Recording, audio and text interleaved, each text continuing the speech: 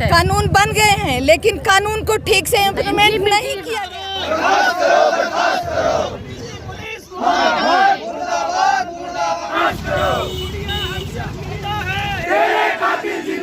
बेटियों के इंसाफ के लिए गुहार लगाई जाती है, इंसाफ के लिए जो है प्रदर्शन किए जाते हैं और सिर्फ मासूम बेटियों के लिए इंसाफ के लिए सिकती है तो सिर्फ सियासत रोटियां। दिल्ली कैंट में जो मासूम 9 साल की बेटी के साथ हुआ उसके बाद से पूरा स्थानीय लोग और माता पिता इंसाफ के लिए मांग कर रहे हैं और धरने पर बैठे हैं। इसी कड़ी में हम आपको बता दें कि निर्भया की माता इस वक्त हमारे साथ मौजूद है, आशा जी। उनसे बात करेंगे कि वो यहाँ पर आए और किस तरीके से उनको यहाँ पर आश्वासन दिए। आशा जी, मैम, मुझे इसमें कोई वो नहीं है लेकिन मैम आप यहाँ पहुँचे, आज आपने किस तरीके का उनको आश्वासन दिया है यहाँ पे? जी, आपने इनके माता पिता को किस तरीके का आश्वासन दिया है? देखिए उनसे मैंने बात करी, जिस तरह से वो बात कर रही हैं अभी पूरी तरह से वो अस्वस्थ है, नहीं है कि वो ठीक से बात कर पाए, लेकिन उनके बातों से मुझे यही लगा कि उनको अलग अलग दबाव बनाया जा रहा है। क्योंकि मैं यहाँ आई हूँ, मैं कौन सा नेता हूँ, मैं उनको क्या भड़काऊंगी? मैं तो एक विक्टिम की माँ हूँ, एक विक्टिम की माँ के पास आई हूँ। मैंने अपनी 10 साल पहले बेटी खोई थी, मैं उस दर्द को समझती हूँ। वो भी, मेरे भी एक बेटी थी, वो भी कर रही है, मेरी एक बेटी है, लेकिन उनको हमारे पास से हटा दिया गया, पता न किधर गई। तो मैं उनको लिए इंसाफ यही चाहती हूँ। उन्होंने बताया मेरे पास घर नहीं है, मैं रात में दिन में कूड़ा चुनती थी बेटी को लेके। तो मैं यही कहना चाहती हूँ कि सरकार उनको रहने का इंतजाम करे, खाने पीने का इंतजाम करे, सिक्योरिटी का इंतजाम करे, क्योंकि उसकी हालत ठीक नहीं है।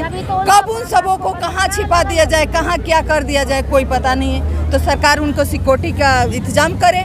आज जो भी इस केस में पुलिस वालों ने खामियां करी है, लापरवाही करी है या उनको मारा पीटा है, उन पे दबाव बनाया है बयान बदलने के लिए, उस पुलिस वाले पे कार्रवाई हो और बच्ची को जल्द से जल्द इंसाफ मिले, उन मुजरिमों को जल्द से जल्द फांसी। देखा गया था कि जब निर्भया के साथ इतनी दरिंदगी हुई थी, वो दर्द आज तक देश नहीं भूला। उसके बाद भी ना तो कोई कानून व्यवस्था में कोई कठोर कदम उठाया गया और ना ही बच्चियों के लिए कुछ जो है कानून व्यवस्था बना है। लेकिन के बाद मैं तो उस समय चेयरपर्सन थी, बरका सिंह, मैं चेयरपर्सन थी जब अपने निर्भया का बेचारी का हुआ है। रोज हॉस्पिटल में जाके सारे कानून बने, उस वक्त सारे कानून बने हैं, लेकिन फिर भी 7 साल लग गए फांसी लगने में ना। तो ऐसा नहीं होना चाहिए, ये बात गलत है। कानून बन गए हैं लेकिन कानून को ठीक से इम्प्लीमेंट नहीं किया गया, क्योंकि आपने दुनिया ने देखा, पूरा विश्व ने देखा कि जब निर्भया के मुजरिमों को फांसी देने का डेट पड़ने लगा तो किस तरह कानून में कमियां थी, सब सामने आ गई। आज 2 साल हो गया, जो भी कानून में कमियां है उस पे कोई बात नहीं हुई। जब भी घटना होती है चैनल पे बात होती है, आपस में नेता लोग लड़ जाते हैं, हमने ये किया, आपके राज में। अरे मैं ये कहती हूँ, जो भी सरकार में है, जो भी विपक्ष में है, कि सिर्फ एक मुद्दे के लिए आप एक हो जाइए। अगर बच्चियों को वाकई में आपको हमदर्दी है, आप वाकई में आके यहाँ मिलते हैं और कहते हैं कि इसको इंसाफ मिलेगा, कानून एक बार बन जाएगा तो चाहे सरकारें बदलेगी लेकिन कानून नहीं बदलेगा। जिस तरह से सरकारें बदल गई 2 बार 3 बार, स्थिति नहीं बदला। तो सबके में काम है, सिर्फ एक मुद्दे पर एक हो जाइए, दुरुस्त हो जाइए और जो भी कानून है उसको सही मायने में लागू कीजिए।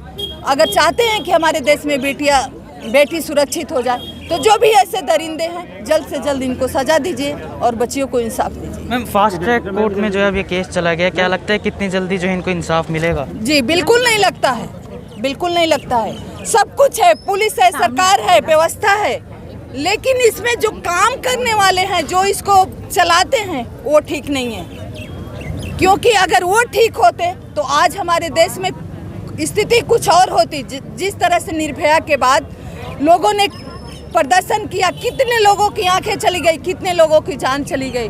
मैं एक बार सबको फिर धन्यवाद देती हूँ कि आप लोगों ने हमारा सपोर्ट किया, 8 साल सपोर्ट किया, 9 साल सपोर्ट किया और निर्भया को इंसाफ मिला। इसी तरह अपने देश के बच्चियों के लिए, इस बच्ची के लिए खड़े होइए, सपोर्ट करिए और उसको इंसाफ मिले, इसके लिए संघर्ष करिए। उसके माँ बाप का साथ दीजिए। मैं यहाँ आई हूँ, उनके माँ बाप की हालत ठीक नहीं है, वो ठीक से बात नहीं कर पा रहे हैं, उनको खाने का नहीं है, रहने की जगह नहीं है।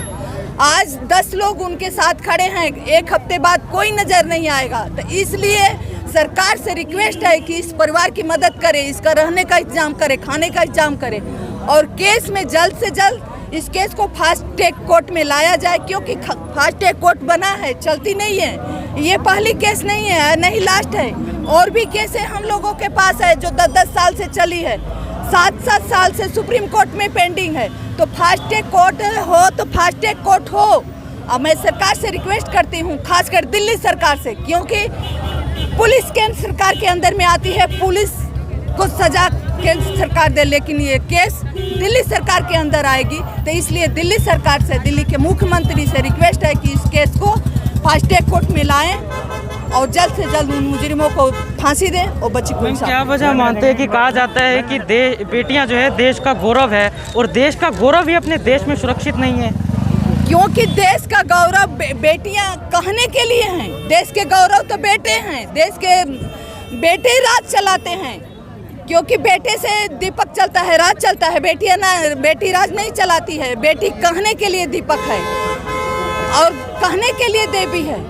आज आप बेटियों को देवी मानते हैं, पूजा करते हैं, और उसी के बच्ची के साथ क्राइम हो जाता है, कुचल के मार दिया जाता है, आप मुजरिमों के साथ खड़े हो जाते हैं। आज सब लोग आ रहे हैं कि नहीं, इनको इंसाफ चाहिए, बच्ची दलित है। अरे दलित को तकलीफ नहीं होती है, बड़े लोगों को तकलीफ होती है, सबको तकलीफ होती है। मेरा मानना है कि बच्ची चाहे किसी मजहब की हो, चाहे दलित है, चाहे अपर कास्ट की हो, दर्द सबको होता है, इंसाफ सबको चाहिए।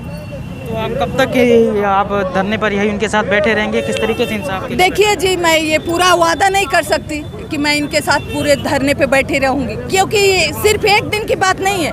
आज मैं धरने पे बैठ जाऊं तो कल केस में उनको सजा नहीं मिल जाएगी, लेकिन पूरे टाइम तक अगर ये केस लड़ते हैं तो मैं पूरे टाइम तक इनके साथ खड़ी हूँ। बहुत बहुत शुक्रिया। तो ये थी हमारे साथ निर्भया की माता जी आशा जी, जिन्होंने कहा कि ये पीड़ित परिवार के साथ अंत तक खड़े हैं। जब तक आरोपियों को फांसी की सज़ा नहीं दी जाएगी तब तक ये पीड़ित परिवार के साथ है। लेकिन खैर, अब देखना होगा कि सरकार कितनी जल्दी आरोपियों को जो है सज़ा सुनाती है और क्या कुछ जो है इस केस में आगे फैसला सुनाया जाता है। लेकिन तमाम खबरों से जुड़े रहने के लिए देखते रहिए आप रिपोर्टर्स इंडिया।